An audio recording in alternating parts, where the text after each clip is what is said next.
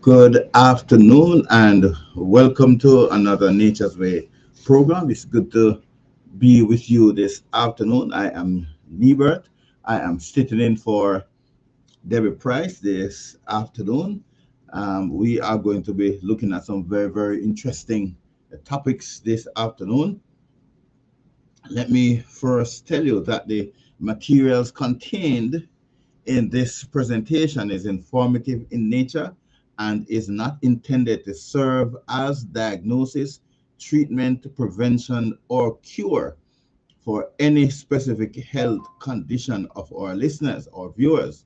We give no guarantee of nor assume any liability for any outcome of the use of this information. Here at Nature's Way, we care, we share because we care. First Corinthians chapter 10 and verse 31 says, whether therefore you eat or drink or whatsoever you do, do all to the glory of God. 3 John 2 says, beloved, I wish above all things that thou mayst prosper and be in health, even as thy soul prospereth. In Genesis chapter 1 and verse 29, we are given the original diet that God gave to mankind. That original diet consisted of fruits, nuts, and grains. Fruits, nuts, and grain. In Genesis chapter 3 and verse 18, after sin entered this world, God gave to mankind vegetables. So vegetables were introduced into the diet. And Psalm 104 and verse 14 tells us that the herbs of the field are for the healing of the nation. It is from that perspective that we approach you this afternoon, and we are delighted to reintroduce you to the original diet that God gave to mankind, and also to remind you of the fact that anything you do, you should always glorify God. And God does whatever God does, He only wants one thing, that you will prosper and be in health, even as your soul prospers. I invite you now to bow your heads with me as we pray. Our Father, which art in heaven, we thank you for the great love that you have given to us. We thank you that you continue to deal with us in a way that does not even compare with the way that we treat you. You continue to reach out to us in love, and you continue to extend to us your healing hands, even when we have deliberately gone astray and caused these diseases on ourselves. We pray that you will touch the hearts of your listeners, and that those who are viewing via the internet, you will touch them also, and that they will also develop a new and lasting relationship with you, especially at this time in the third watch, as we approach the very, very end of time. Thank you for your blessing and guidance. For Christ's sake we pray. Amen. All right, this afternoon we are going to be touching on some very, very important topic as it relates to women. I did promise you some time ago that I would come back and address these. Some time ago I addressed the ones pertaining to men. I um, looked at the male urinary structure, the male urinary organs, and the diseases that normally affect men. And we spent a little time on prostatitis and prostate. We looked at the prostate, whether it is swollen and whether it has become cancerous. Today we are going to be looking on the female reproductive organs, and we are going to be looking at the vagina and the uterus, and we are also going to be looking at lower abdominal pain, and we are also going to be touching on menopause if we have enough time to do that. Once we have the time, we will look on menopause as well. All right, it is very, very important that all, whether we are male or female, that all our urinary organs are kept in good health, and that our pelvic area, that whole area where urinary tract area, that area is kept as healthy as possible. Many of the diseases that whether you're male or female face, it usually comes from this area, and so it is very, very important that we understand them and we know how to deal with them, and we also try to prevent them. We always say that knowledge is power. We thank you so very much for joining us, those who are constantly keeping our company on the radio, and those who are on the internet who are keeping our company. And so, as we look at the vagina and the uterus, the lower abdominal pain, and at menopause, we pray that you will hear something from these topics that you can go back and look at and see if you can effect any type of cure for these areas. We are going to certainly be giving you some suggestions. All right, let us first look at painful menstruation. Painful menstruation. That is what we're going to be looking at first. Painful menstruation. And the symptoms of this includes the lower abdominal pain and discomfort experienced just before or during menstruation. What are the symptoms of painful menstruation? It is lower abdominal pain and discomfort experienced just before or during menstruation. The pain may be accompanied by any of the symptoms of premenstrual syndrome, and can the symptoms can be headache, breast tenderness, and abdominal bloating. And so once you have any of these around about the time that you are supposed to be having your period, then you know you have to stop and check. Once you have headache, breast tenderness, and abdominal bloating, you need to check to see whether or not something is happening down there. All right. Now, what are the causes? What are the causes of painful menstruation? Now, up to three-fourths of women have menstrual period pain in the United States. In about one-fifth of these women, the pain is severe enough to disrupt normal activities. Some persons who are having these pains, these persons may unable to go to work, unable to go to school, maybe unable to carry out normal activities. So the pain would be a disruptor. So the pain is usually experienced within the first 24 hours before the menstruation or the first few days of the period. So it's 24 hours before menstruation or the first few days of the period. Now, another name for painful menstruation is dysmenorrhea. Dysmenorrhea. And so the primary dysmenorrhea occurs in early teens. 1 to 2 years after period begins, ovulation generally begins. An increase in prostaglandins, prostaglandins. Now, prostaglandins are hormone-like substances that affect several bodily functions in the and these areas are normally inflamed, and pain generally comes in the uterus area or in the lower part of the female body.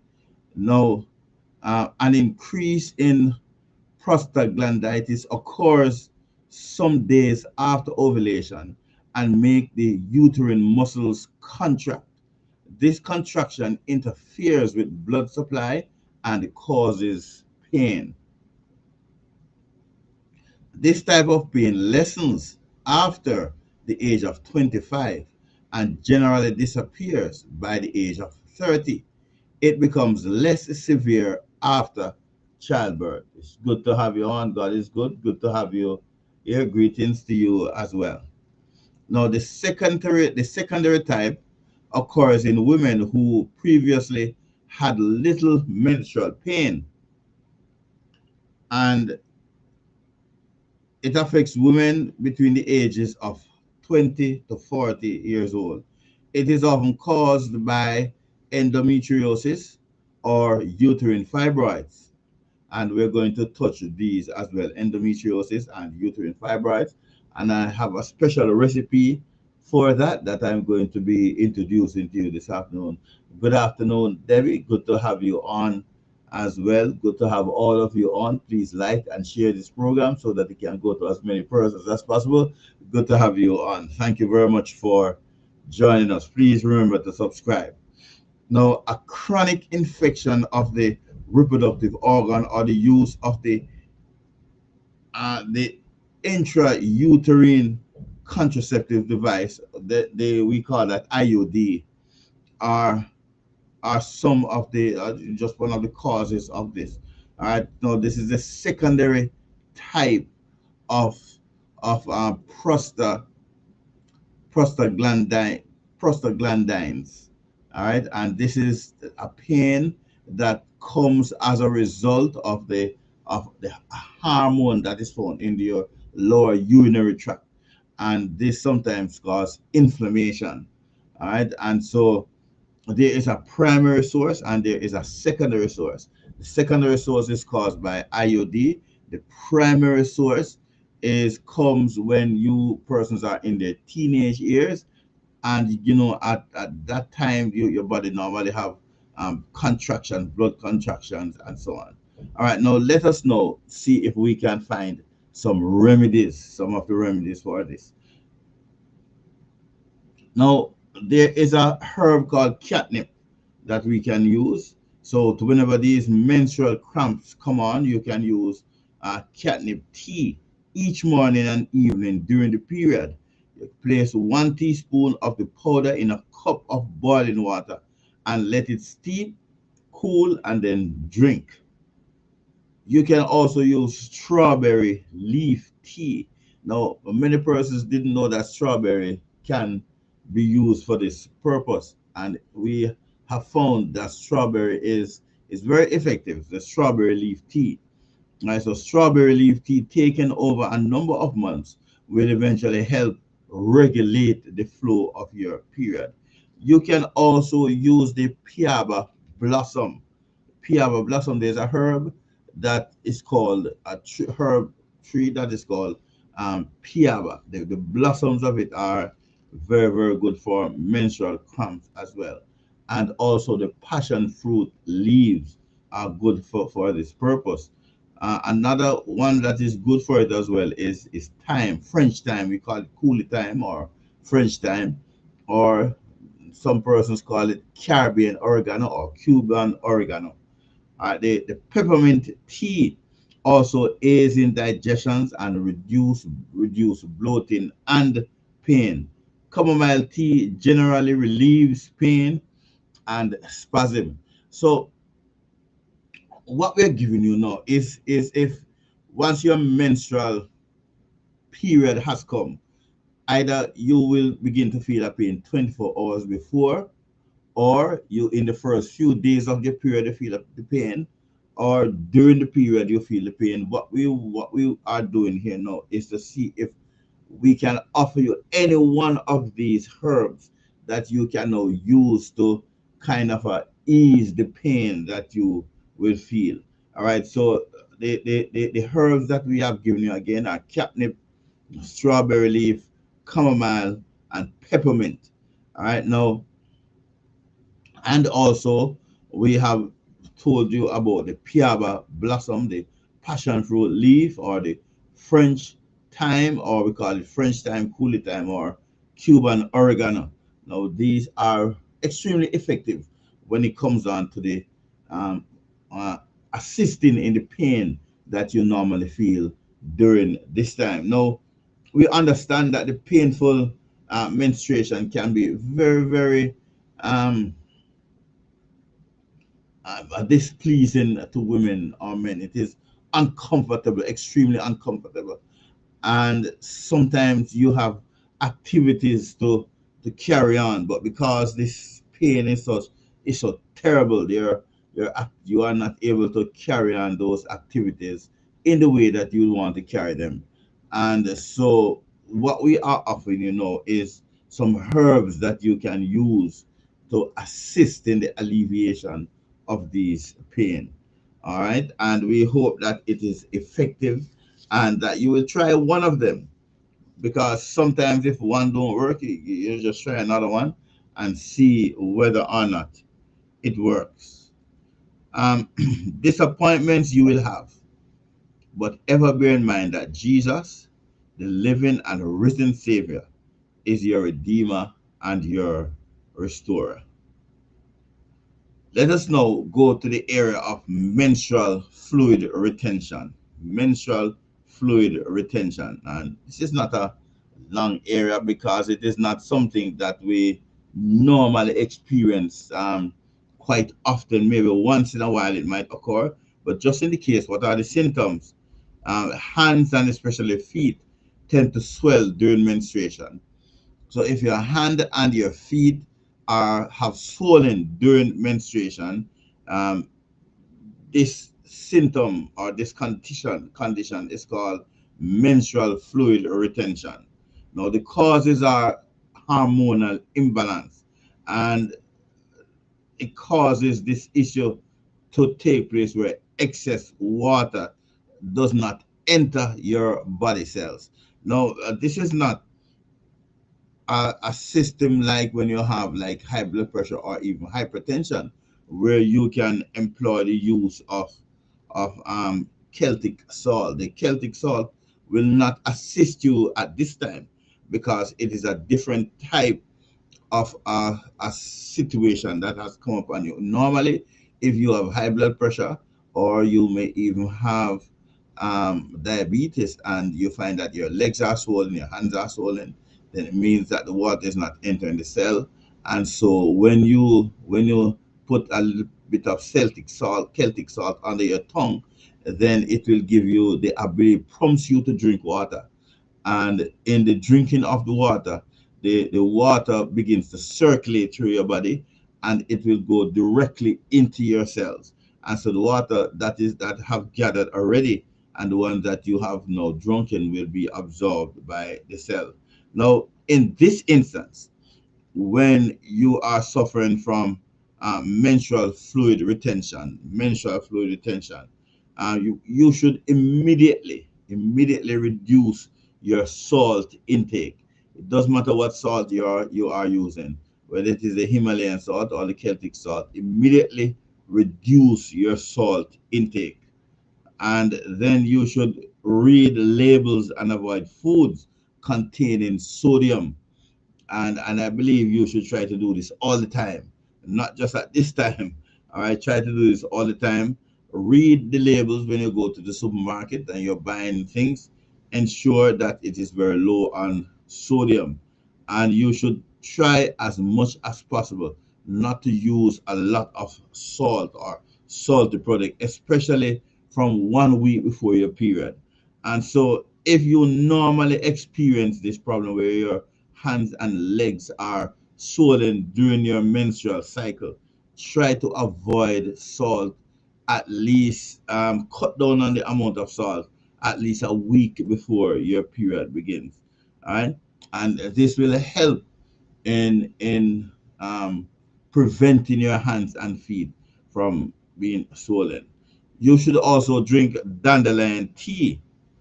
All right. Once you are once there is a retention of fluid, you should also drink dandelion tea. Now, any one of the dandelion tea can work, whether it is the American dandelion or the Jamaican dandelion. Any one of those can work for this purpose.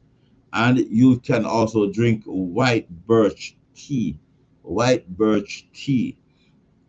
It increases the volume of urine and reduces tissue swelling. And the use of an infusion of the leaves and the buds of the white birch is excellent for this situation. An encouragement for you. Through all your trials, you can have a never failing friend who said, I am with you always, even unto the end of the world.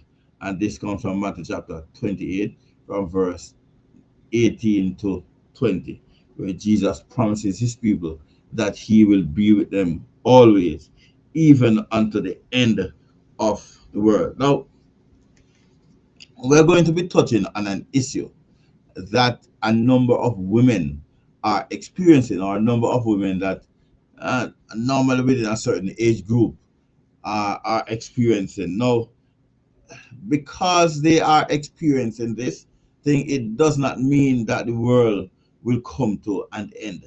All that it means is that you just have to find a way to navigate your way around it by ensuring that you take in the right type of foods, and you can ensure that your hormones are in place.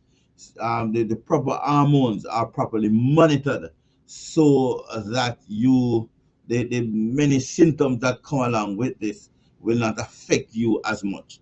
All right, so we are now going to be looking at menopause. Menopause. This is one of the issues that we promised that we would be looking on today. Menopause. Now, what are the symptoms of menopause? Hot flashes, insomnia, disturbances in calcium metabolism, irritability, mental instability, dizziness, backaches, headaches, bladder problems, dryness and aging of the skin, shortness of breath, heart palpitations. Let me give you them once more. Hot flashes, insomnia, disturbances in calcium metabolism, irritability, mental instability, dizziness, backaches, headaches, bladder problems, dizziness, and aging of the skin. Now, all of these are symptoms of menopause. You may also experience shortness of breath and heart palpitation. Now, some persons have almost no symptoms at all. Some persons have almost no symptoms at all, other than the absence of menses, right? Other than the absence of your normal monthly menses. Um, that is all some persons experience. Now, what are the causes, or what cause menopause and all of these hot flashes and insomnia and the disturbances, calcium metabolism being reduced, and irritability and mental instability, dizziness and backaches and headaches and bladder problem and dryness and aging and all of these kind of things. What are some of the causes? Now, menopause is the cessation of the ovarian function. So the season of the ovarian function, the stopping of the menstrual cycle, and the end of the reproductive years in women. All right, now that is what causes menopause. Because menopause is the cessation of the ovarian function, the stopping of menstrual cycle, and the end of the reproductive years. Now, granular changes cause this to happen. What is granular? Granular is relating to or affecting a gland or more than one gland. So it's glandular changes causes this to happen. One or more of your glands will cease to function at optimum at this point in time. It is a natural event in a woman's life, and it usually occurs between the ages of 42 and 45. We're talking about menopause. Menopause in women normally occurs between the ages of 42 and 55. This is the normal age, or the average age that we have looked at, the ages that it occurs in women. Now the average age is about 50. Right, so the average age in women is about 50, and the transition is generally up to 5 years. Now, it may take 5 years for you to kind of feel any kind of get any type of relief. There are some persons who as long as they live, they will be constantly having the symptoms of these menopausal symptoms. While it is occurring, there tends to be a hormone starvation. Since menopause usually results from a decreased production of female sex hormone.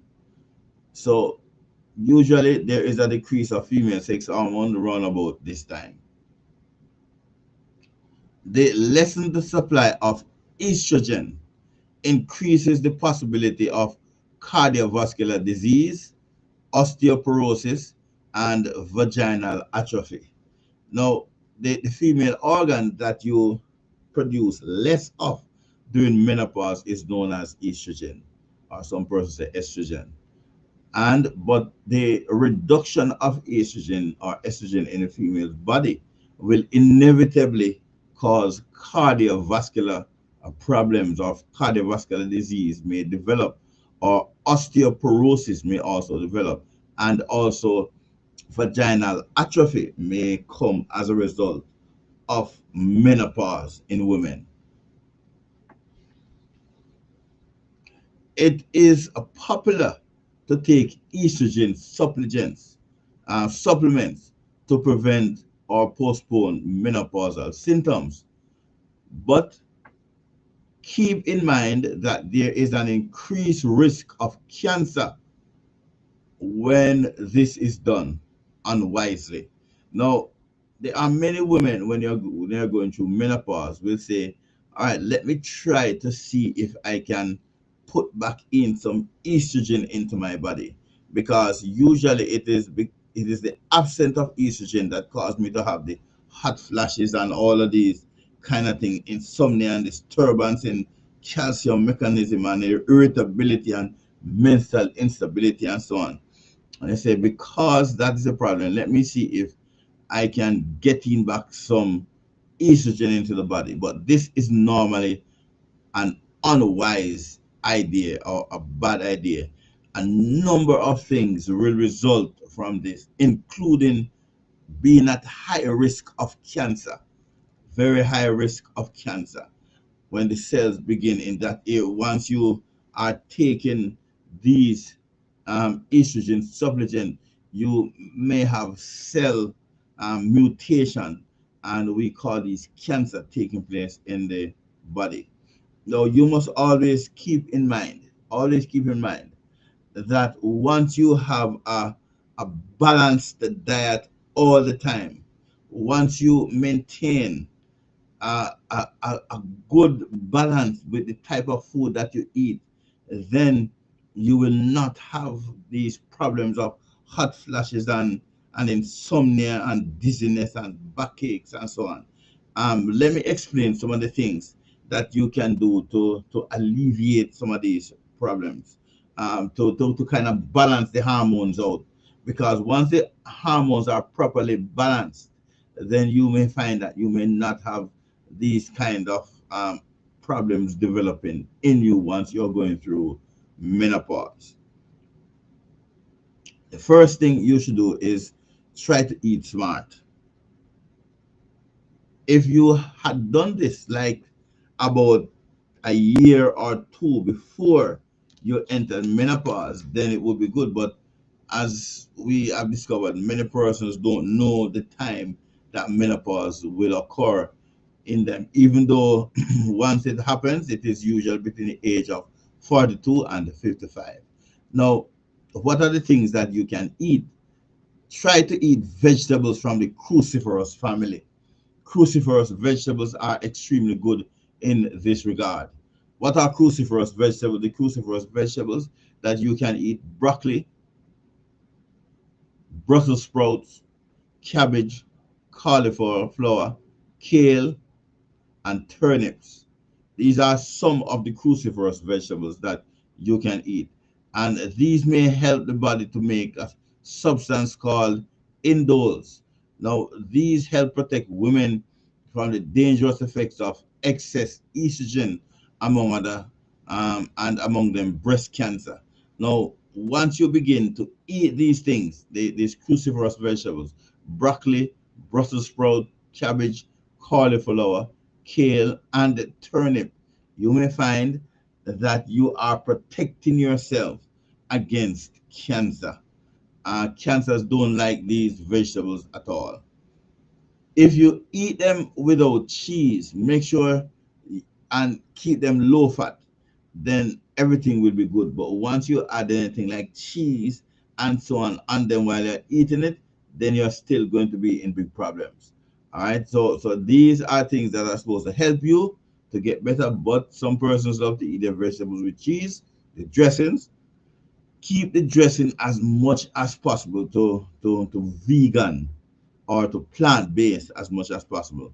Mostly plant-based, not vegan, plant-based, so that once you put it on there, that the allergic reaction will not be like what it was before, and the fact that the plant will also help you to balance your hormone and to fight against all of these problems that you normally have when you are going through menopause. Rohan, it's good to have you on. Good afternoon. Good afternoon. It's good to have you on this afternoon as well. Now, here are some excellent foods, that you can eat when you are going through menopause. Whole grains. Try to ensure that you always eat whole grains: garlic, sesame seed, whole grain pastas, sunflower seed, flaxseed oil, almonds, date, fresh vegetables, pomegranate, and fresh fruits. Always ensure that you have a daily intake of one or more of these. All right, whole grain, garlic, sesame seeds, whole grain pastas, sunflower seeds, flaxseed oil, almonds, dates, French fresh vegetables, pomegranates, and fresh fruits. All right, so always see whether or not you can get these as much as possible to alleviate the problems that normally comes with menopause. Now, here are some food and substances to avoid. Try at all in all cases to avoid these. Avoid rich dairy products. Avoid rich dairy products. Sesame and avoid caffeine products, and dairy products like and avoid cigarettes and red meats and nicotine and alcohol and fried foods and all of those things that are bad for your health. make sure that you reduce the intake of these. So rich dairy products, caffeine, sugar, alcohol, fried foods, cigarettes, and red meat, and nicotine. Try to cut down. Try to cut down on these as much as possible. Instead, try to daily intake raw fruits and vegetable juices, brewer's yeast, lecithin, kelp, and cold pressed vegetable oils can be used at this time. The diet should be at least 50% raw foods. Now, this is something that goes for everybody. Once you are eating, ensure that you have at least work your way up to at least 50% of raw food in your diet at any given time. Now, hypothyroidism is common during menopause. Hypothyroidism is common during menopause. Now, this is when you see a lot of women, cutting the throat and so on to do surgery to get rid of your thyroid gland. Now, hyperthyroidism is common during menopause. This is responsible for a number of the symptoms. So be sure to take additional amounts of Nova Scotia Dulce or Norwegian kelp, or you can use the herb known as sargassum. Now, in Jamaica, sargassum is plentiful, but many persons don't want to get involved in sargassum as it is found in Jamaica because usually they say it smells bad. Now, when you go to the beach and you meet it on the water, it does not smell as bad as when it comes on the shore and starts to rot. Now, once the fruits or vegetables are rotting, then there will be a pungent smell. But if they are not yet rotten, then the smell will be absent. Once you meet this thing underwater, take it off, wash it, and bring it home, make a tea or put it in your food, and so on. This is something that your hormone, your active, hyperactive hormone, will love you for. And sometimes you begin to have inflammation relating to hyperthyroidism. And so this sargassum can help to alleviate this problem.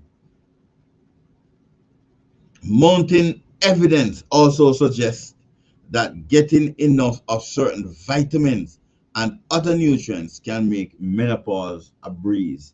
This is what some persons say. All right, so ensure that you get your proper amount of vitamin E. Right, make sure you get a good amount of vitamin C with real flavonoids, calcium and magnesium. These are two dynamic duo that many persons call them, calcium and magnesium. Make sure your daily supply is up there. Kind of try to get as much as possible of these. Try to see if you can get as much as possible of folic acid and the vitamin B, vitamin B6, and vitamin B12, and vitamin C. Try to see if you can get as much of these naturally to be a part of your diet on a daily basis. On this show, I'm not going to tell you to see if you can get the supplements because I know how the body is. The body recognizes food first more than anything else. And sometimes when you take the supplement, your body does not really recognize it as something that will heal you. So it rejects it. And so our bodies love to intake these, have these things when it is food, when it comes in via the food, the food method. So once you are eating anything at all, ensure that it is of a balanced diet nature. Once you ensure that the diet is balanced, you get all of your vitamins and minerals and also fiber. Now, fiber is excellent during this time as well. Once you get all of these things in, then you will be well on the way to alleviate these menopausal symptoms of hot flashes and hot flashes and um, dizziness and headaches and backaches and bladder problem and the dryness and so on, shortness of breath and heart palpitations and you have all kind of disturbances and it's all the while they come up and they tell you that you are short of calcium. Now once you are going through menopause, this is what will happen to you. You will go through all of these things. But what we say is that if you were to just eat properly, just follow the 8 laws of health and eat properly, then all of these things will be alleviated. When I say eat properly, I mean that you are to try as much as possible to cut out flesh from your diet as much as possible to cut out flesh. Ensure that you intake no alcohol or alcohol related products into your body. Right? Always ensure that you take in less for yourself. All right. And also remember more than anything else that the drinking of water is very, very good at this time. When you water flushes the system, when you flush the system with water, then your body will be at a good place where it can rid itself of a number of diseases that want to come upon you at this point in time in your life. And this is when you are having menopausal symptoms. All right. One of the things that you can also, a herb that you can also use is a herb that is called piaba. Piaba. All right. Piaba. Just the smell of it alone, it is a type of sage. Just the smell of this herb alone will cause you to want you will cause you the symptoms you're experiencing as a result of menopausal issues will seem to disappear once you have this flower in your possession. If you inhale it, it is even better. So once you inhale it and have it in your possession, then one of the things you find is that you live a little bit more healthier, better, and so on. um, and then you can just get up and go whenever you want. You don't have to wait and see what is coming first before you go. I just practice all of these things for these menopausal syndrome, and all of these will disappear. The dizziness, the hot flashes, the the fact that you becomes irritable and you can't sleep at night, all of these things will tend to disappear once you are beginning to have to use these products. Drink as much water as possible, and as I said before, cruciferous vegetables and avoid flesh and all flesh foods, and eat the food that will help to balance your hormone, because this is what you need at this point in time for your hormones to be balanced. Now, there are some men who go through symptoms that are similar to these, and I promise you that the next time I have the opportunity, I will try to see if we can, I'll tell you about that and tell you what are the things that you can also do to get rid of these symptoms that you may be experiencing as a man. Right? Let us now go to uterine fibroids. Uterine fibroids. Now, this is a good question, auto rehab, to find out whether or not we can reverse. We can, once we intake the type of food that should be in our body to cause our hormones to balance, then it is not reversing the menopause, but it will keep our hormones balanced. Because when menopause come on, onto the woman's body, there are some hormones that immediately go out of whack. For example, estrogen. You find that because your body is not using estrogen the way that it now uses it, that your hormone is now out of whack, and it causes you to have all of these dizziness and hot flashes, and all of these things begin to happen to you. But it is not a reversal of it. It is just to keep all of your hormones on a balanced level. That's a very good question. To keep your hormones on a balanced level. Um, when your hormones are balanced and you're going through menopause, because there are some persons who find that they are unable to think properly, they're unable to carry out their regular functions in the way that they would want to go through with it. And so we find that this is one of the areas that Satan actually, you know, tempts persons, women in particular, because you put things in front of you that will cause you to be irritable most of the time. And sometimes you are in situation where you are also dizzy and so on.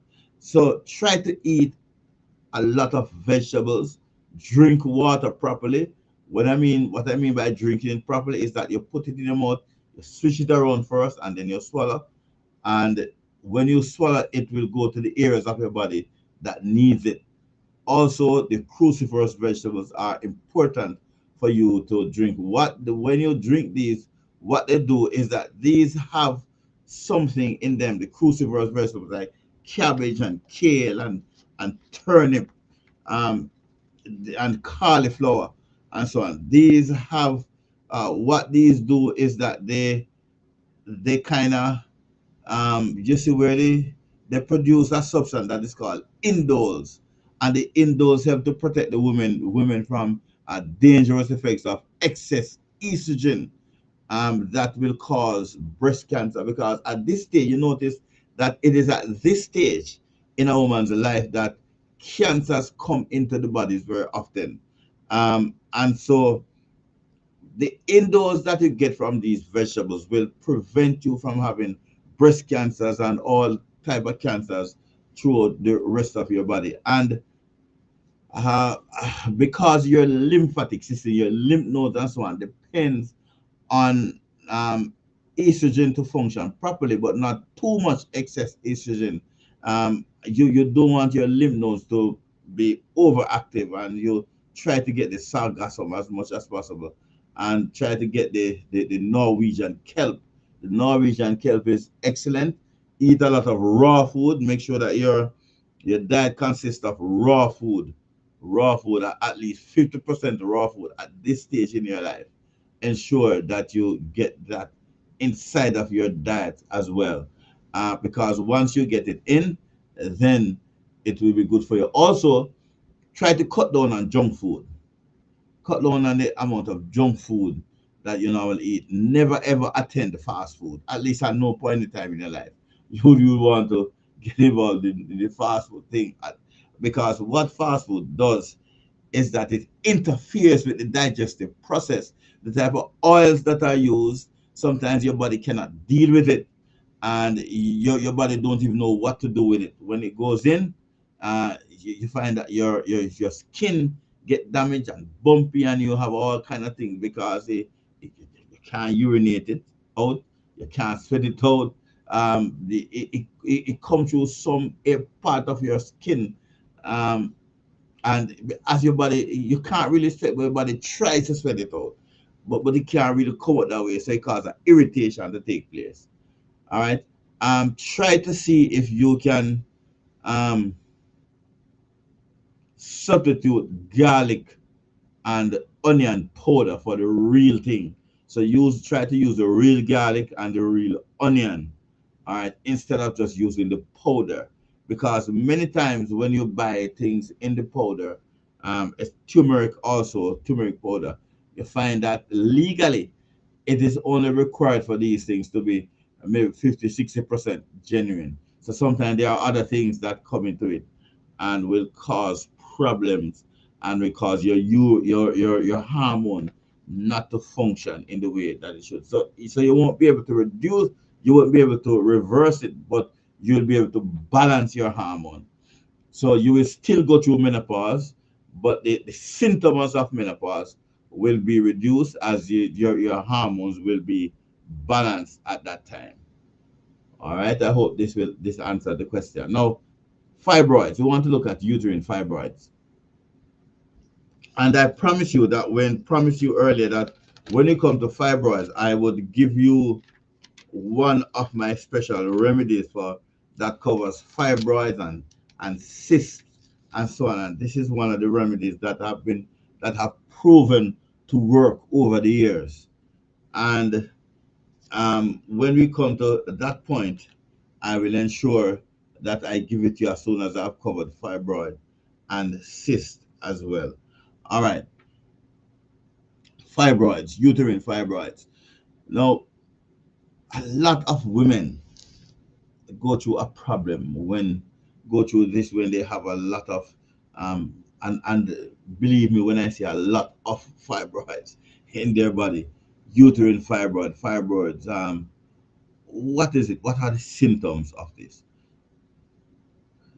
There are no symptoms in half of the cases. Half of the persons who have uterine fibroid have no symptoms at all. But these growths can cause abnormality, and these growth can cause abnormally heavy and frequent menstrual periods. They even result in infertility. Now, fibroids will the women will feel a little bit heavy down where they are, and it can also cause infertility. Other possible indications are anemia, fatigue, bleeding between periods, weakness from blood loss, increased vaginal discharge, bleeding after intercourse. These are some of the symptoms. Let me repeat them. There are no symptoms in half of the cases. So person will have it and they don't know that they have fibroids. But these growths can cause abnormally heavy and frequent menstrual period. They even result in infertility. Other possible indications are anemia, fatigue, bleeding between periods, weakness from blood loss, increased vaginal discharge, bleeding after intercourse. Most small fibroids, about half of them, produce no symptoms at all.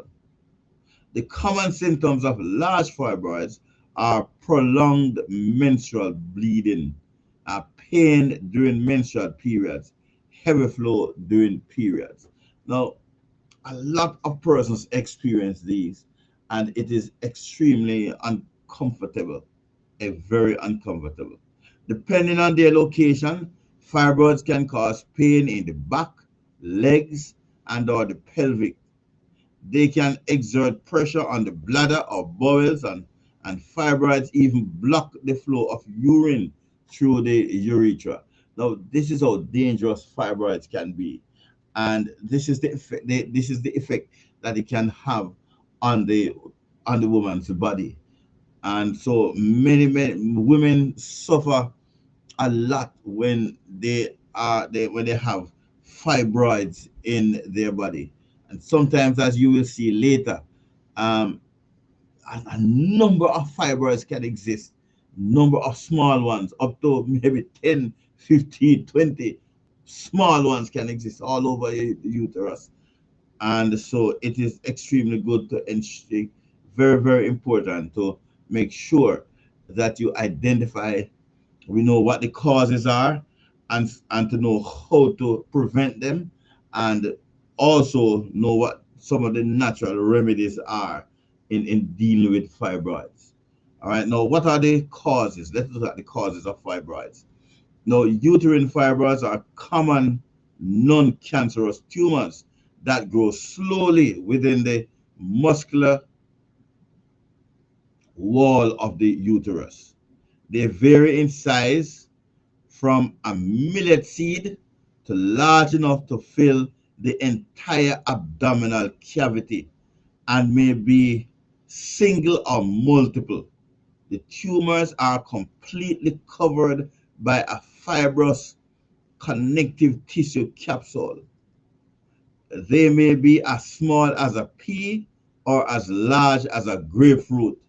Large ones may affect menstruation or cause infertility. We are talking about fibroids. Fibroids. All right. Now, let me repeat this. We are looking at the cause. Causes uterine fibroids are common non-cancerous tumors that grow slowly within the muscular wall of the uterus. You notice I said that it is non-cancerous, but if it is not treated properly and quickly, and if you feed it with things that you should not be putting in your body, this thing that was not supposed to be cancerous any at all can result in cancer, can cause cancer to grow in your body. And I have known persons who have suffered from this and have gone to the funerals as well, all right, of persons who have had these turned into cancer. All right. Now, these things vary, the fibers, they vary in size from a millet seed to large enough to fill the entire abdominal cavity and may be single or multiple. The tumors are completely covered by a fibrous connective tissue capsule. They may be as large, as small as a pea, or as large as a big grapefruit.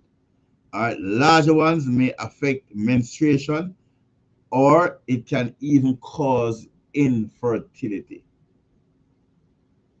Fibroids rarely cause symptoms before the age of 30. So you notice that since it really causes symptoms before the age of 30, it also exists in persons before they come to the age of 30. All right, so you can be as young as in your teens, and because of the type of diet that you have been feeding on, then it can cause you to have fibroids.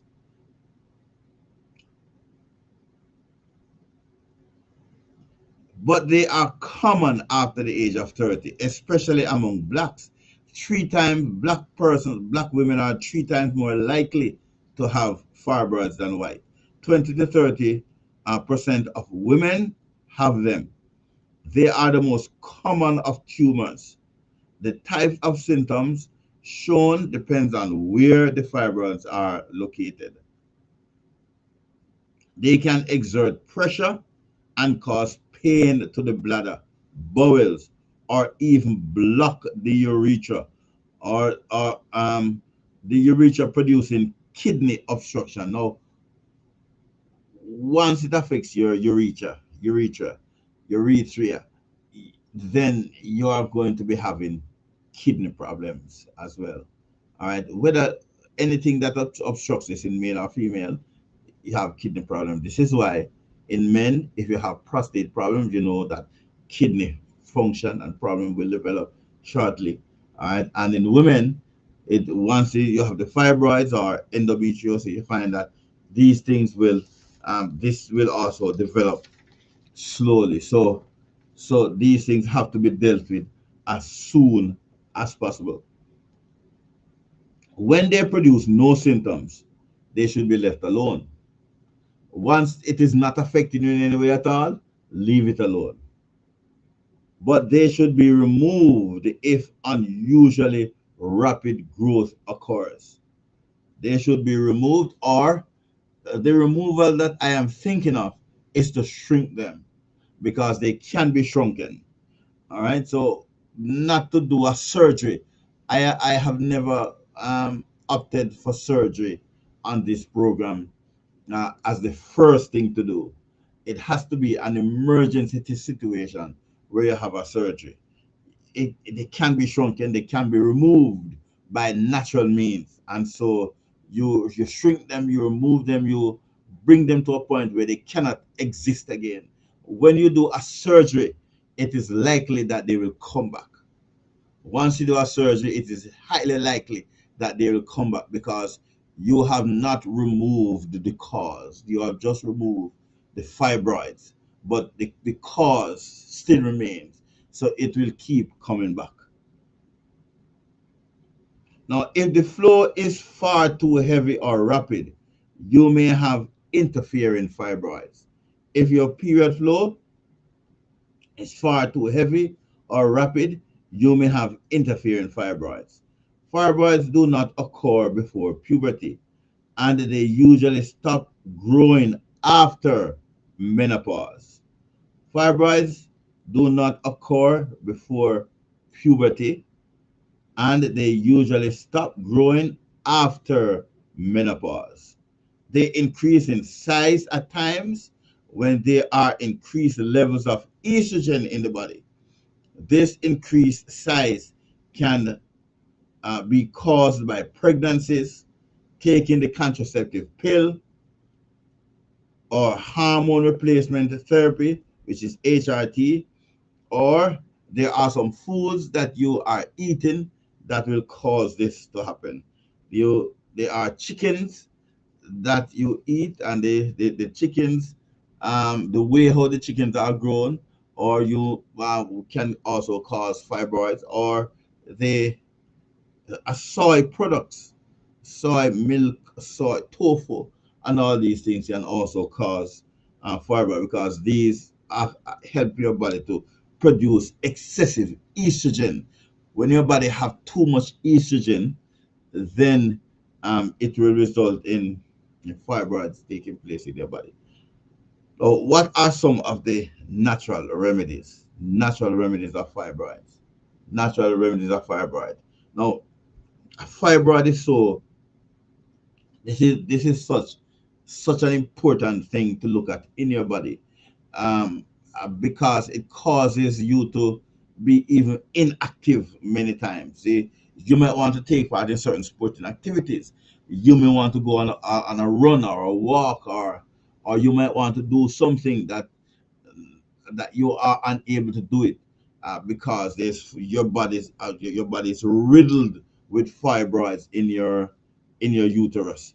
And so you, we want to know, look at some of the remedies that you can use to get rid of fibroids from your body, how to shrink fibroids from your body. Um, all right. Now, natural remedies. Taking oral contraceptive increases the likelihood of developing fibroids. Taking oral contraceptives increase the likelihood of developing fibroids. If fibroids are found, do not take oral contraceptive with a high estrogen content. The estrogen may cause them to enlarge faster. Over 30% of um, hysterectomies done in the United States are for the purpose of removing fibroids. But if possible, do not remove them. Fibroids generally shrink when menopause begins. This is due to the decreased amount of estrogen in the body from that time onward. So once you're going through menopause, the estrogen level in your body shrinks, and so the fibroids normally shrink at that time.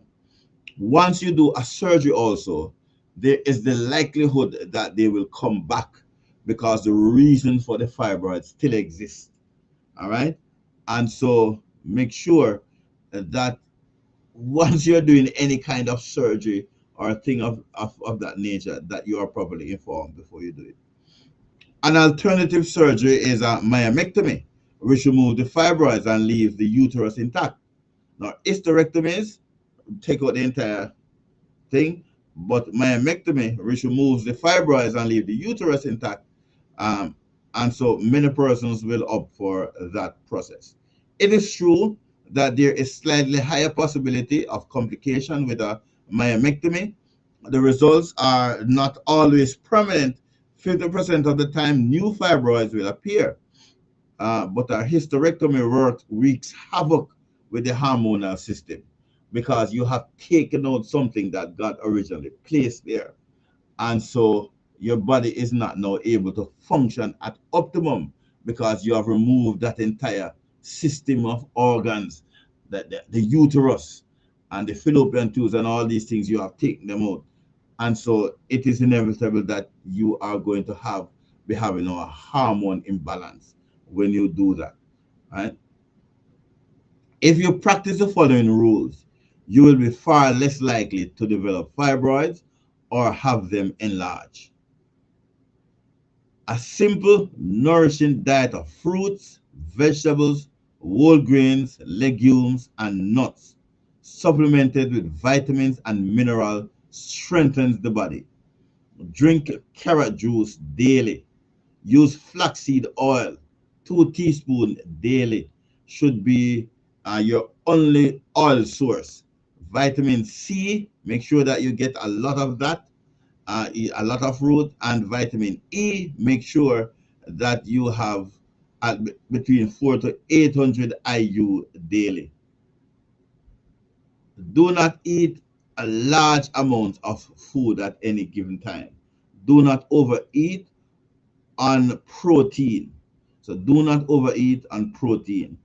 Just eat the right amount of food all the time.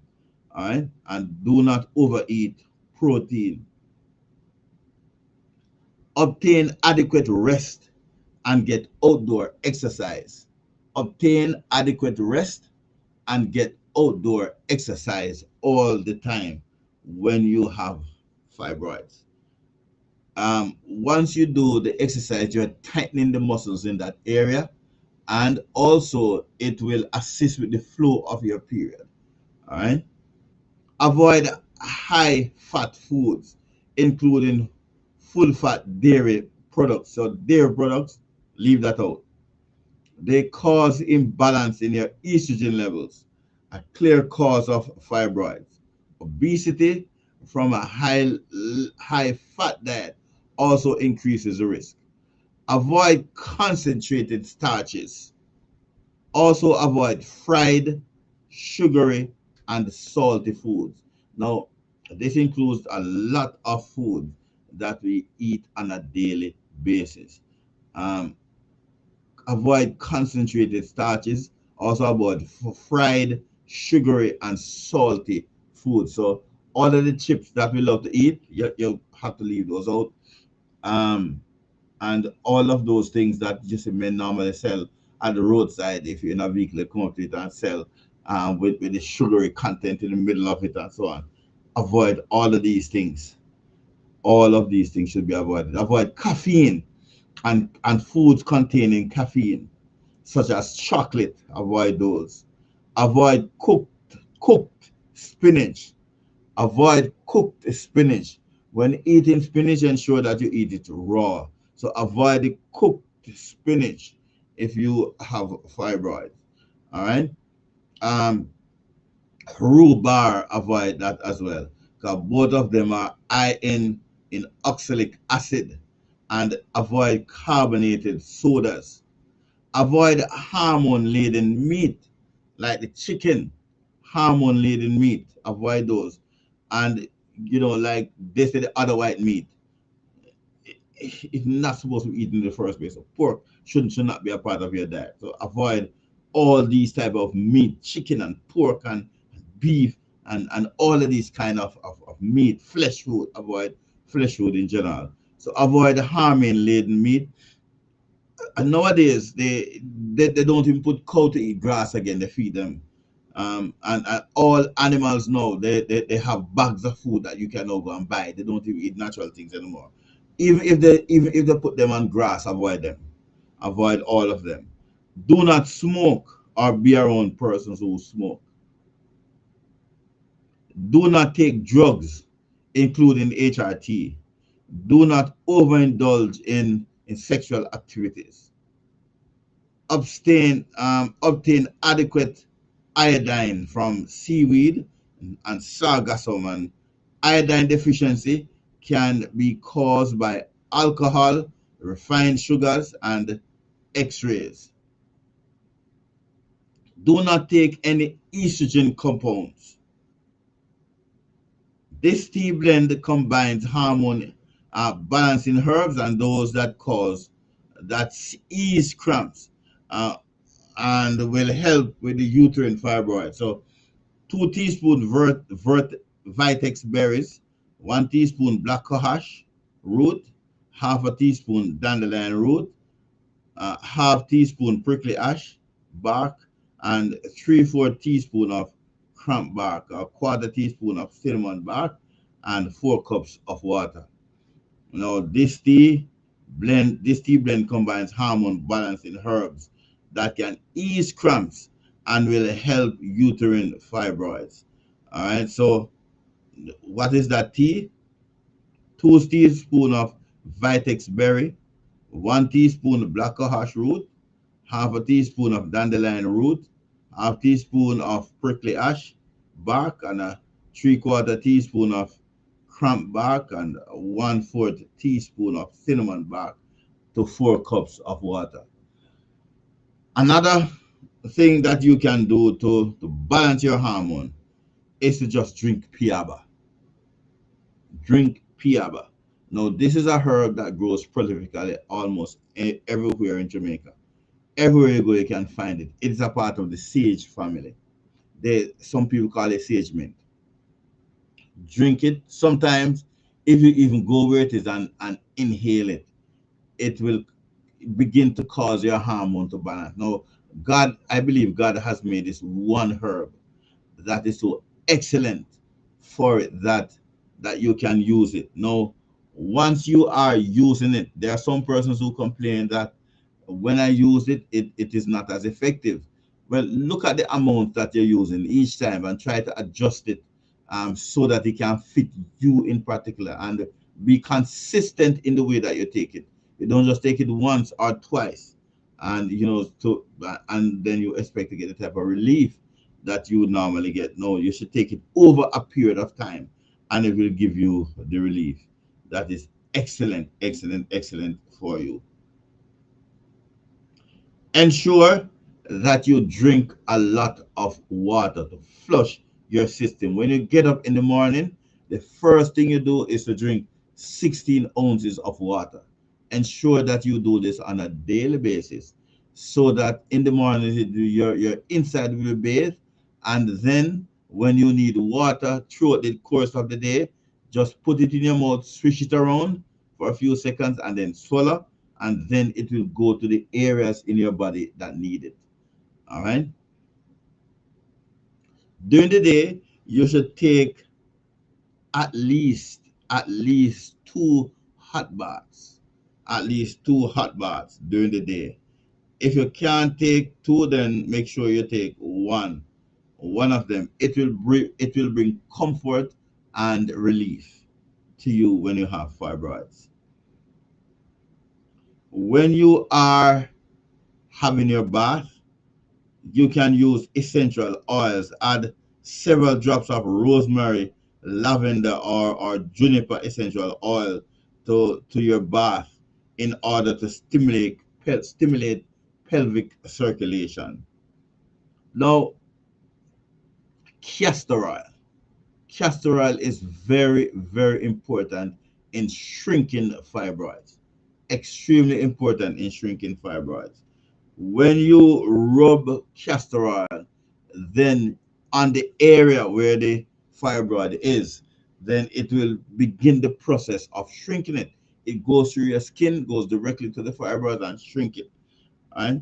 Now, castor oil, the skin absorbs the warm castor oil's active constituents, which is lecithin, which stimulate the immune response to help shrink a fibroid. 5 drops, yes, no, 5 drops, 5 drops is sort of enough for you to use to get rid of these fibroids that are in your body. All right, 5 drops is very, very good to help you to get rid of this in your body as well.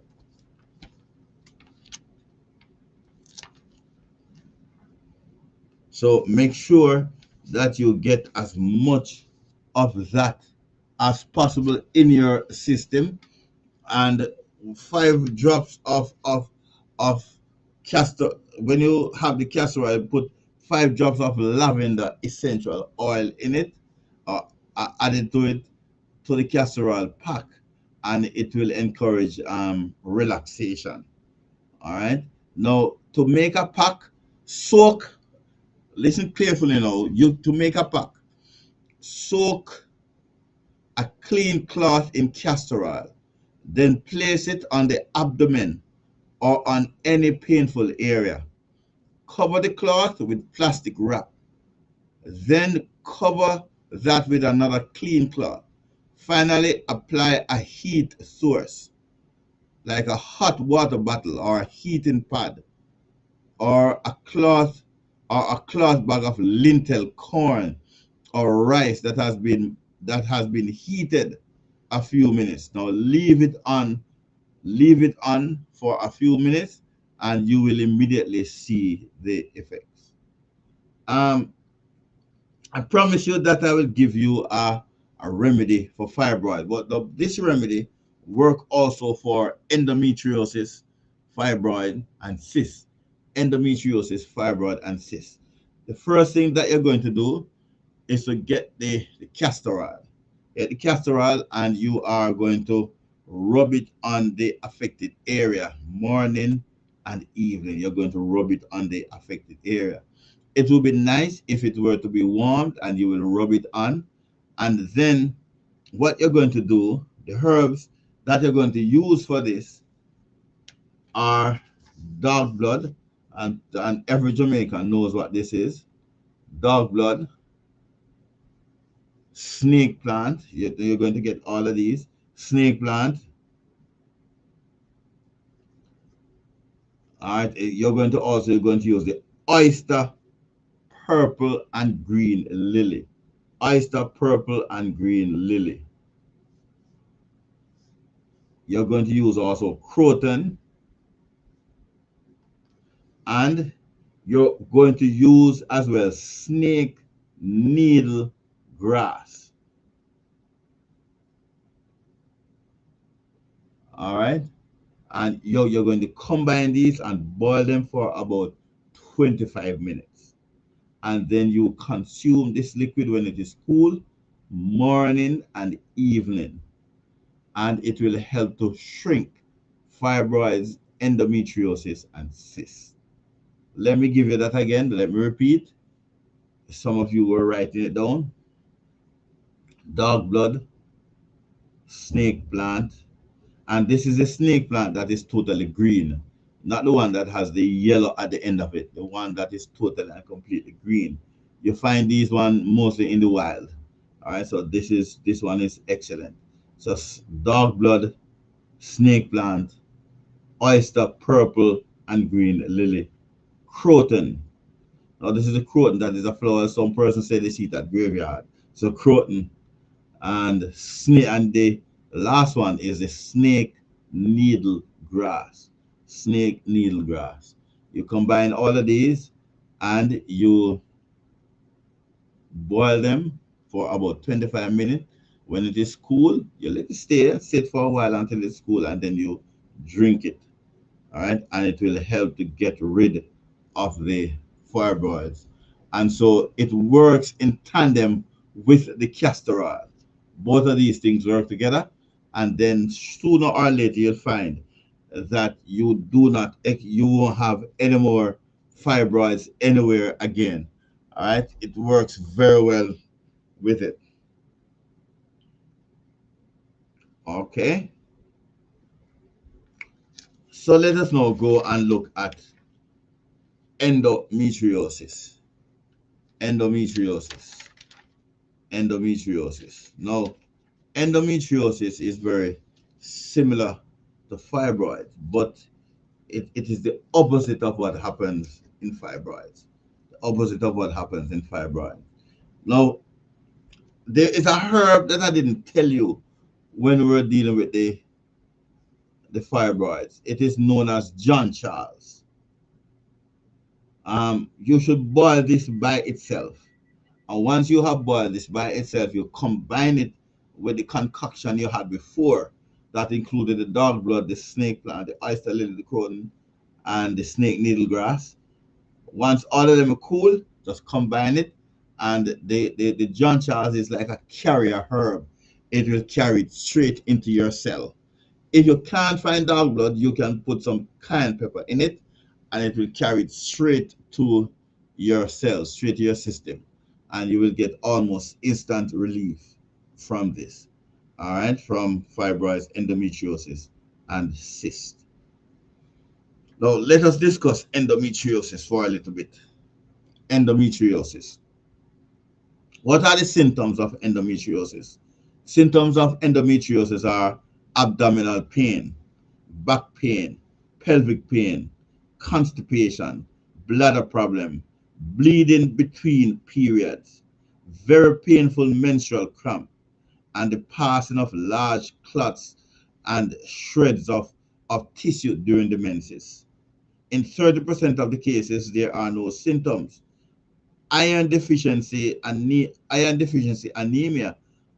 commonly occurs when you have endometriosis. Let me repeat this. What are the symptoms of endometriosis? Abdominal pain, back pain, pelvic pain, constipation, bladder problem, bleeding between periods, very painful menstrual cramps, and the passing of large clots and shreds of tissue during the menses. In 30% of the cases, there are no symptoms. Iron deficiency anemia commonly occurs during this time. I, endometriosis is extremely painful for a lot of women, and sometimes women, when they are experiencing endometriosis, will say, I wish I had fibroids. And persons who have experienced with fibroids say, I wish I had cysts, because at least I could get rid of that easier. But all of these things can be traced back to one thing. Ensure that you consume a proper diet. Ensure that you have a proper diet. Many times it is the food that we eat that causes all of these problems to develop. And many times when you go to the doctor, they will not tell you to change your diet. But almost every type of disease that we experience, it is as a result of the type of foods that we put in our mouths. So sometimes we cause ourselves to be sick, and sometimes we don't, because every time you take a deep breath, you breathe in what is known as free radicals. Every time you eat food, you eat the free radicals, and then we have to find a way to expel free radicals from your system. And so sometimes you have to eat foods that have tannins and flavonoids and so on, so that you can expel the free radicals from out of your system. So endometriosis, and we can also look at ovarian cysts in this area as well. The causes: the tissue cells, which appear to be like those in the endometrium, which is the lining of the uterus, are able to grow elsewhere in the abdominal cavity. The ligaments, or the ovary, the bladder, the rectum, the bowel, appendix, etc. These are the places that these grow. And remember, I said that these are endometrium, endometrium,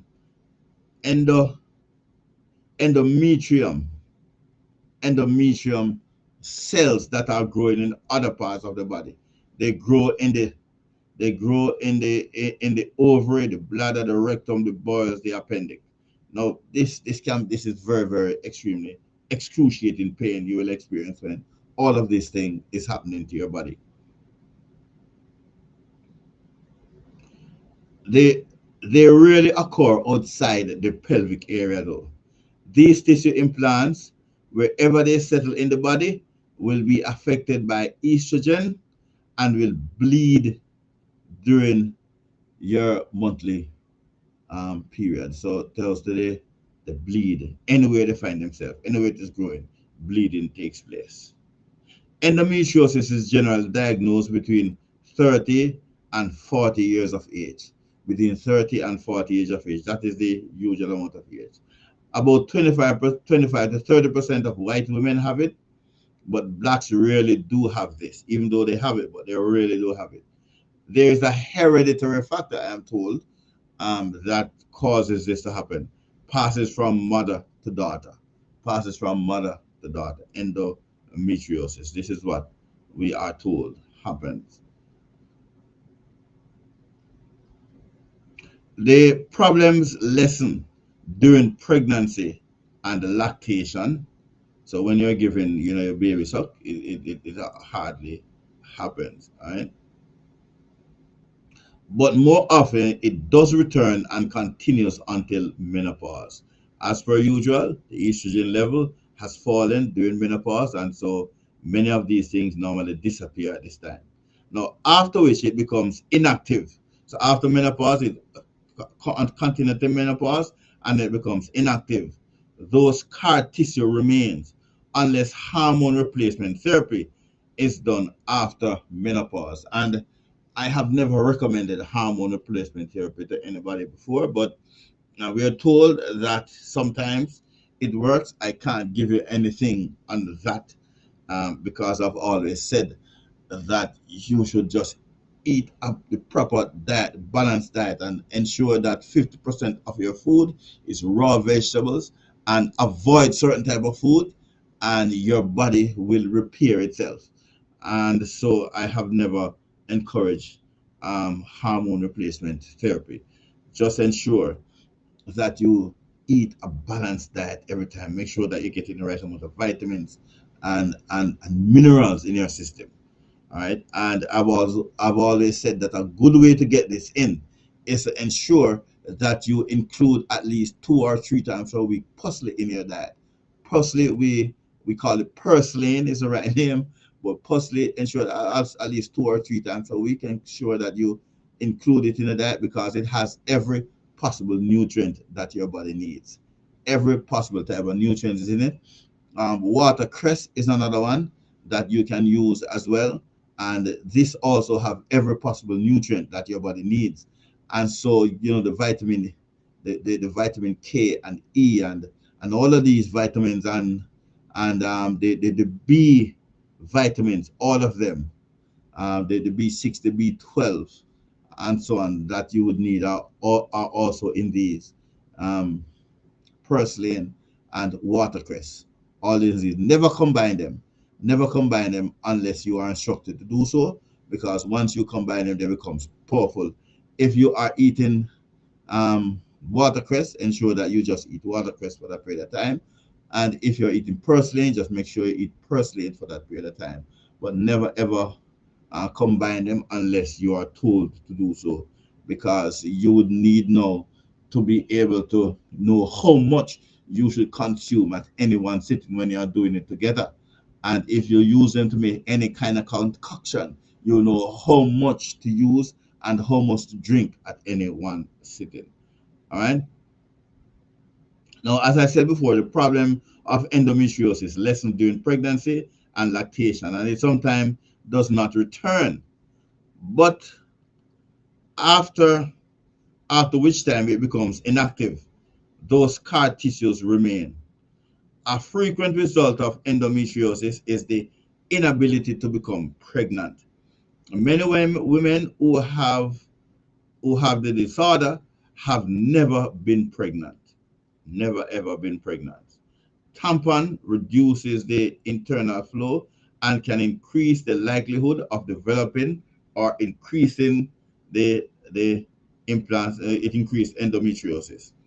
They also increase pain and cramping, uh, and a hysterectomy will not solve the problem if implants have occurred elsewhere in the pelvic region.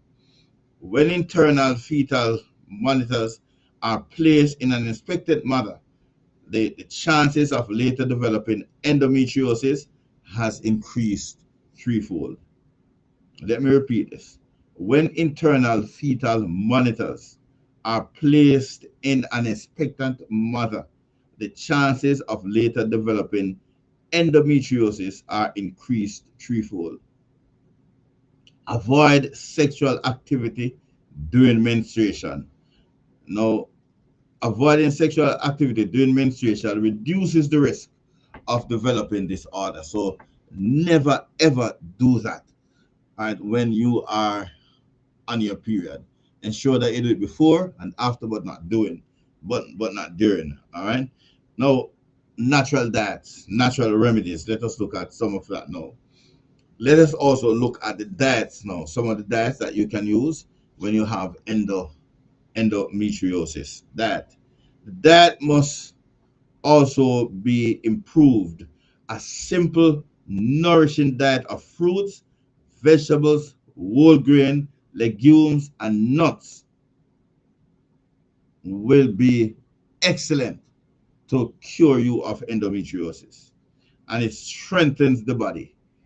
Eat much raw food. Eat much raw food. Eat as much raw food as you can when you are having endometriosis. It is high in fiber. Drink carrot juice daily. Use flaxseed oil, 2 teaspoons daily.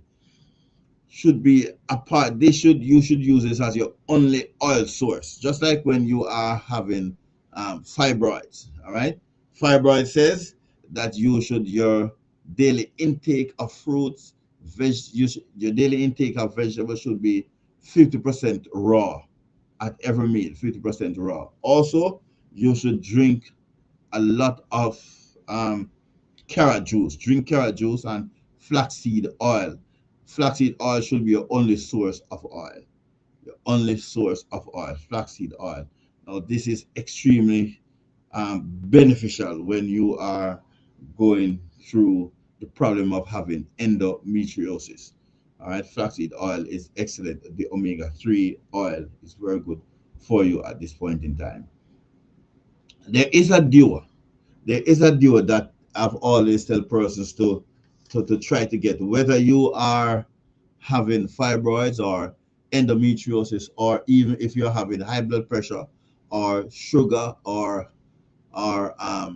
prostate problems, any type of urinary problems. I always say get a good dose of magnesium and potassium in your diet on a daily, regular basis. Magnesium and potassium.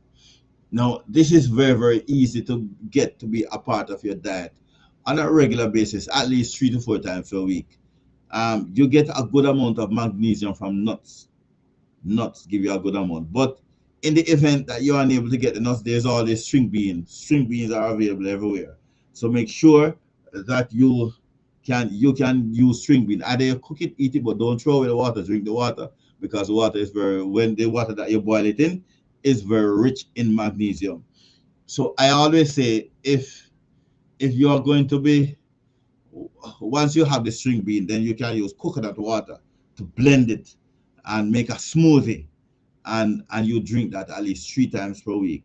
Now, this duo of magnesium and potassium helps to deal with fibroids and endometriosis. All right, it helps to shrink them when they are in the body. Magnesium and potassium, and it also helps to regulate your blood sugar, and it helps when you're having high blood pressure, shrink it. Now, you see this magnesium potassium thing that I tell you to put together. If you're to put cinnamon in it, cinnamon, so you get the string bean and coconut water and put cinnamon in it, man, this would be excellent to ridding your body of diabetes. It helps to push your pancreas back into a working mode, and it is the absence of the pancreas functioning properly while a number of persons develop type 1 and even type 2 diabetes. All right. And so what you want to do is to get your pancreas to start to work again. So magnesium, string beans, coconut water, and put some cinnamon in it, and excellent. Now, when you have endometriosis, do not use caffeine products, for this aggravates the pain and it is not good for you. A diet that is high in sugar and white flour products contributes to endometriosis. Let me repeat this. A diet that is high in sugar and white flour contributes to endometriosis being a part of it, being in your body. eliminate foods containing hormones and antibiotics. And so you can get them over the counter or the doctor may prescribe them to you, but avoid foods containing hormones and antibiotics. There are certain waters now on the market that you will find you when you have endometriosis, you should avoid drinking. All right, because some of these waters they put hormones in them. And so when you drink them, you become addicted to drinking them. So think of almost any type of water that you drink, and it is just that one type of water that you want to drink all the time. Think it could have hormone in it because it allows you to become very addicted to it. All right. So eliminate foods containing hormones and antibiotics since they upset the natural balance in the body and can lead to endometriosis. Such foods include meat and dairy products, including eggs. So there are some persons who say, "Oh, I'm on the egg diet. Leave egg out. It is not good for you." If you are even able to get the good sense, common for leg or whatever egg, leave egg out. Leave flesh and eggs and anything to do with any kind of fowl, chicken, whatever. Leave it out of your diet. All right, leave egg out, and so meat, flesh, and dairy products. Leave those out at all of your diet. Hot and cold cis baths for 20 to 30 minutes at a time help reduce congestion. Another help is a hot foot bath for 30 minutes. Conclude either treatment with a cold mitten friction. So hot and cold is good. Hot fermentation to the lower abdomen are helpful, and it is reported when this is done faithfully, there frequently is complete remission. All right, when this is done faithfully, it has been reported that there is complete remission. All right? Ice bag and hot water bottle for heating pad may be placed on the lower abdomen or back. So ice bag and hot water bottle, so hot and cold, for heating pad may be placed on the lower abdomen or back. Other help, and this is very important, other helps now. When you have fibroids, endometriosis, cysts, um, it is good to, it is an excellent idea not to feed it. And so you wouldn't eat anything that causes them to grow. And one of the main things that causes them to grow is too much carbohydrate and sugar. Sugar by itself and too much carbohydrate, which can be converted to fat or sugar when you eat a lot of it in it. When you eat a lot of it, so avoid sugar and carbohydrate, a lot of carbohydrates. All right, and ensure that you would eat more of the complex type of carbohydrate, which keeps you full longer and enters your body once you eat it. It goes in your cell over a period of time, and so it keeps you full longer, and it helps with the digestive process, and normally it also has other type of nutrients in it. And so even though it is a carbohydrate, you will get things like vitamins and proteins and all these things, albeit not in such a high level as you would when you are eating other stuff, but you will get some of that out of it as well. And so I said before about fasting for 3 days. If you fast for 3 days, your body will reset. You would be resetting your body. And so all of these problems that your body have after a 3 day fast and in this 3 day fast, you should drink distilled water or get some stream water, some spring water, and you put charcoal in it, all right, to get rid of the all of the bacteria and the poison elements that are in it, and you would drink that for the period of your fast. All right, so no coconut water, no fruit to eat, or no fruit drink to drink, just plain water with the charcoal that has been in it that is taking out the poison from in it, and you drink that for the 3 day period. So when you feel thirsty, you drink it. As when you feel, drink it first thing in the morning, and you drink it last thing when you're going to bed at night. And every time you drink it during the day, you flush it, and at night you switch it around in your mouth before you swallow. Because if you just drink it straight up in the night when you're going to your bed, the evening you go to your bed, you're going to find that you're going to get up all the time to want to urinate. But if you were to switch it around, you'll find that the opposite will happen. You won't even be in a position where you would want to go to the bathroom very, very often. Because when you swallow the water, it goes to the areas of your bodies that need it. It goes to your organs and your joints. It keeps help to lubricate your joint. It provides water to your brain and your heart and your liver, your kidney, your lungs, your main organs, your skin. Your skin will begin to look different, shiny and glistening, and you will find that overall you just feel more healthier when you drink a lot of water. Now, some helpful herbs that you can use to balance your hormones are echinacea and the golden seal, and these will eliminate infection. Cayenne, cayenne pepper.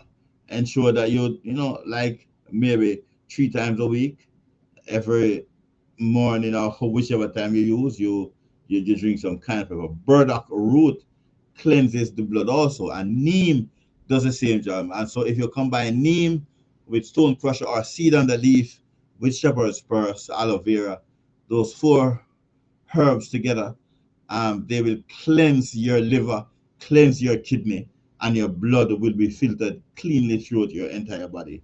All right. You would also want to increase your white blood cells, your T cells, and so you want to drink some papaya leaf. So you just blend like one papaya leaf to 1 cup of water. You blend that and you strain it and drink it. If you are not in a position where where you like the fiber, just strain it off and just drink that. Your white blood cells will be increased by 10. So if you had 100 and you increase that by 10, you get 1,000. All right. So if you have 1,000, you get 10,000, and so it increased by 10. And the sad thing about this is that the white blood cell only lives for 24 hours, and so you have to be doing this over a period of time. Say do it over 7 days or so, or even to 5 days, so that your body can now go back into you can reintroduce the ability of your body to produce white blood cells, because your body usually produces it. The quantity of white blood cells, now your body will come to the place where the memory aspect of it will take place, and you will be producing white blood cells. And so once your body comes to the place where it is almost always producing the white blood cells, then your body will be in a better position to defend you. Your white blood cells will defend you. Your hemoglobin, your red blood cells last for 48 hours. Your white is only 24 hours. Now, these are your warrior cells, the white cells. And so you understand that these, because of the work that they have to do, they won't live very long. So you have to ensure that your body come back into the habit of producing these white blood cells. And so everywhere in Jamaica you go, you can find papaya leaf, 1 leaf to 1 cup of water, and you are excellent, excellent, excellent, excellent where that part of it is concerned. So we have looked at endometriosis, we have looked at uterine fibroids, we have looked at menopause, and we have looked at abdominal pain, abdominal pain, and we have looked at all of these. We have even looked at menstrual fluid retention. We have looked at all of these, and we have shown this afternoon at this program that all of these things can be reversed. I have given you also one of my favorite recipes for getting rid of endometriosis, fibroids, and cysts, and it normally works. This is something that normally works. The report on this one has been excellent, and so we know it normally works when the person follow the instructions that are given, and use it in tandem with castor oil. So it's castor oil on it, and you find that the relief comes swiftly, and it becomes easily, and it will be in a place. It also comes with a change of diet, because in order for you to continue to remain healthy, you have to change the way you eat. change the type of food that you eat, when you eat it, and you also have to look at why you are even eating in the first place. All right. So we know you must eat. So when you know the why you would eat, you would want to include the right type of foods to eat when you know the why you eat. All right. And so you do those and you find that you will not have the type of problems that normally exist when persons are having these type of issues in their bodies. All right. Now, many of these many of these type of remedies that I have given you can be found any place in Jamaica. The one for the fibroids, endometriosis, and cysts. And so it is the dog blood, the snake plants, the oyster purple and green lily, the croton. Now, the croton that you want to use is the one that the leaves are very thick, and as they always say, find that one at graveside. People normally plant it in graveyard, all right? And then you also combine that with the snake needle grass, and you boil those together, and then you boil some John Charles separately. If you need to get the quantity, you need to contact the show, and we will tell you how the quantity will be for that, or we can do the concoction for you and you can receive the benefits of it. All right. Let us know for the last few moments that we have. Look on something that is extremely, extremely important. All right. Look at now, all of these things are important, but all these things that we did before are extremely important. But we want to look at something that when it happens, it leads you to the place where you know that something different is happening to your body. All right. So it is known as post menopausal bleeding. Post-menopausal bleeding. There is a pre-menopausal bleeding, but we want to look at the post-menopausal bleeding. It is very important to understand this and to know why and to find out whether or not you should visit your physician if you need help in this post-menopausal bleeding. Now, symptoms. What are the symptoms of post-menopausal bleeding? The symptoms are bleeding from the uterus, which occurs at least 6 months after menstruation has stopped. Now, listen closely. Postmenopausal bleeding. Symptom: bleeding from the uterus, which occurs at least 6 months after menstruation has stopped.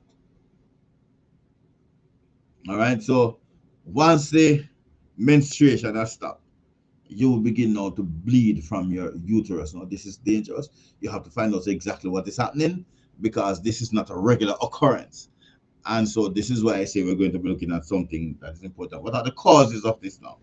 What are the causes?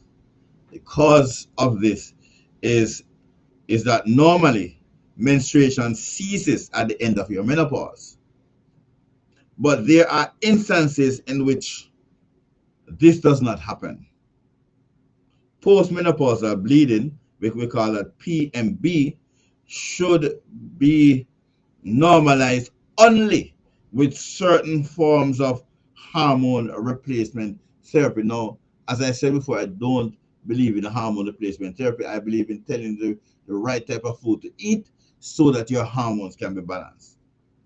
Right? And so, what are the type of foods that you're going to eat to ensure that your hormones are going to balance? Aside from the fact that you are going to be eating the fruits, nuts, grains, and vegetables, and from your vegetables or the raw food, you're going to try to have at least 50% of raw food when you are eating, and you're going to try to exercise as much as possible. Exercise. So every morning, every day, do a little bit of walking or swimming. Walk uphill if you have to kind of bring your, what you want to do is to tighten certain muscles in your body. Now, here's something that I want you to try. When you feel like urinating, and this is for women now, men also does it to strengthen that muscle, but for women now, when you feel like you're urinating and you rush to the bathroom to urinate, just try to urinate for a while and then stop it in the middle of the urination, and then count to six and then release, and stop it one more time, count to six and then release. All right, so you only do this two times, and so every time you go to urinate, when you're urinating, you urinate, you stop it, one, two, three, four, five, six, and then you begin again. And then when you're urinating, you stop it, one, two, three, four, five, six, and then you begin. Now, at first, you will be in a situation where it will be difficult to count even to two. But then over a period of time, your counting will increase to three, then to four, then to five, then to six. It won't happen all at the same time because of your need to urinate. What you are doing there is that you are strengthening all of that muscle that is in that region. And when you strengthen the muscle which is in that region, then you'll find that the bleeding that normally occurs will not take place again once the muscles there are strengthened. Many times the muscles are not strengthened, and you find that because this has happened, then the bleeding will persist and will continue. But you do the exercise as much as you can and on a daily basis, and you will find that it will decrease. All right. Now, the most common and least serious cause of postmenopausal bleeding is atrophic vaginitis.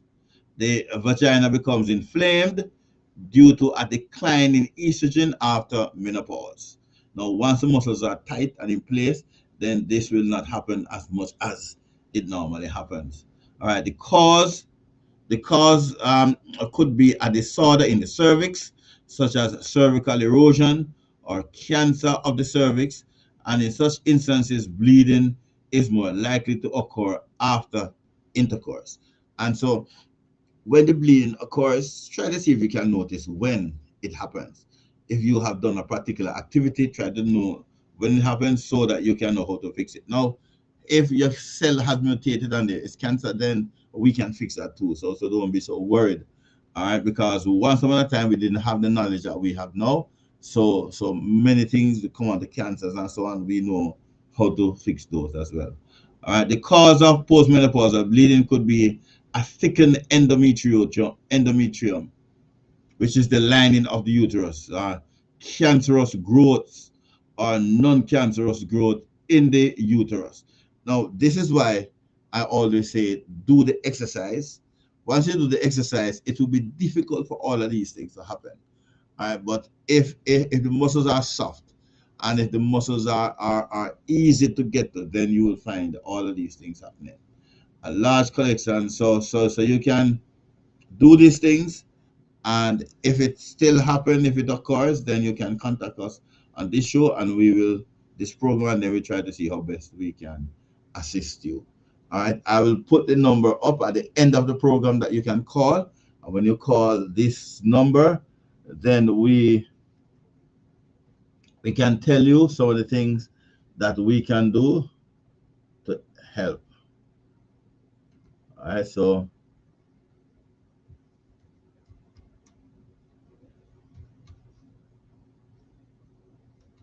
all right, you can 876-291-1035. You call that number and we will see how best we can assist you. So irrespective if you fibroids or cyst or endometriosis or even you have a prostate problem, we will try to see how best we can help. All right, we are very grateful that you were able to join us on this program. We thank you for your company. We thank those who have joined us on the internet, and we thank those who have joined us on the radio. On the radio, always there, always keeping our company, and so we thank you so very much for joining us. Now, the we are living at a time in our world now where the movement is quite necessary. And so when anything interferes with movement, you have to try and sort it out as much as possible. So if you are sick in a particular area, you have to make sure that you have now begun the process of being healthy. because we are now living in the third watch. And the activities that are taking place in the world now tells us that very, very soon we might have to escape from where we are now to go to other places to live. And the other places where we will go, well, God will direct us and tell us when and where and how. But we have to do our part to ensure that we are healthy and our movement can is not hindered as a result of something that we have done. That when God tells us to move, then we can move as quickly and as often as possible. So we are now the Luke chapter 10 and verse 35 tells us that there are 4 watches in the night. 4 watches in the night. And the watches apparently are so very important because the master, when he was leaving, said to the householders that they should watch because they know not what time the master would come back. All right, so the watches are evening, midnight, cockcrow, and morning. These are the watches. And if we were to look at them now from a generational point of view, and beginning at 1844, and this would go back to Daniel chapter 8, verse 14, which would lead us to 1844, then we would know that right now we are living in the 5th generation of the last watch. The 5th generation of the last watch. The Bible tells us of the 3rd and 4th generation. The 5th generation is the absolute final, which means that God is coming within this generation, within this generation. And so it will also mean that we have to ensure that we are ready to meet the master when he comes. The Bible tells us that there were 10 virgins, 5 wise, 5 foolish, and at midnight an announcement was made, behold, the bridegroom cometh. The book of Job tells us that midnight is so very, very important for us to be watching because judgment comes to us at midnight. Now, what is this judgment that is being spoken of? The book of Revelation chapter 14 tells us that we should fear God and worship him, for the hour of his judgment is come. And there the judgment is a process. We have investigative judgment and we have an executionary judgment. All right, now Revelation chapter 14 tells us that the hour of God's judgment has come. And the book of Daniel chapter 8 and verse 14 tells us that it would be, we would have entered the atonement period in 1844. Then in 814, on the 2,300 days, then shall the sanctuary be cleansed. The sanctuary is normally cleansed in the atonement. And the atonement would be at that time, so it would begin in 1844 and continues even to this day. Normally in Israel, it would take 1 day, but we are in that period of time when our names will come up on the register, and whether or not we have been faithful to God, because angels are keeping a record of all of our activities. We have seen that so many places in the Bible. And once that has, our name has come up, at the point of it coming up, what type of persons are we? Have we been doing well?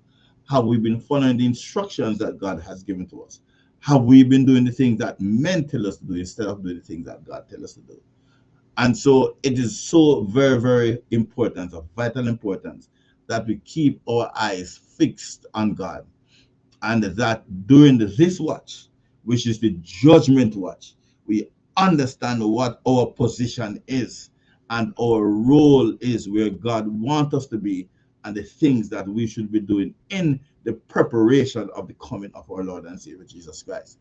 I do hope that we would have been at the place where we are ready to accept Jesus when he comes, and that we will be able, according to Revelation chapter 20, from verse 5 onwards, to go home and live with him for that period of time when we'll be with him in heaven, which the Bible calls 1,000 years. And when the 1,000 years is accomplished, the city, New Jerusalem, will come back to a purified earth, and that is recorded in Revelation chapter 21. In Revelation chapter 22, it tells us what will be inside of the city. And aside from those persons who are faithful and true to God, and the other persons who are faithful and true to God, then God going to have a number of things, street made of gold and so on. So there's no need to put it in the mouth. Wear it on your hand, put it around your neck, put it around your ankle. You're going to be walking on it in heaven. All right, and so there's no need to do any of that. You're actually putting on asphalt, putting asphalt in your mouth, put asphalt on your hands and on your legs. You're going to be walking on that. The only thing you need to do is to remain true and faithful to God. Follow his instruction in the Bible. And one thing we should note about God is that whatever he says in the beginning, it never changes. It continues straight through to the end. And so the instructions in his commandments that God has given to us remains the same. They never change. I pray and hope that God will bless you and lead you in the paths of righteousness where you can have a proper relationship with him develop, and all of the illnesses that you know are now experiencing, you will be in a situation where they can be healed so that you can worship God free from all illnesses and hindrances, that your relationship with him will be stronger and firmer. Thank you so very much for joining us this afternoon as we went through this program. Thank you for being a part of us, and thank you for those who are on the internet who have been, sending in your comments, and those who are on the radio who have been listening. We appreciate your company. Let us pray. Our Father which art in heaven, we appreciate you. We thank you that you have carried us through these 2 hours, that we were discussing all of these things with your people. We pray that your Holy Spirit would have touched their heart. And if any had any illnesses, they would have found something, they would have heard something that will tell them how to alleviate these illnesses so that they can worship you and serve you properly. Thank you for your blessings, and thank you for your guidance, and thank you for your Holy Spirit's presence in this program today. For Christ's sake we pray. Amen. Amen.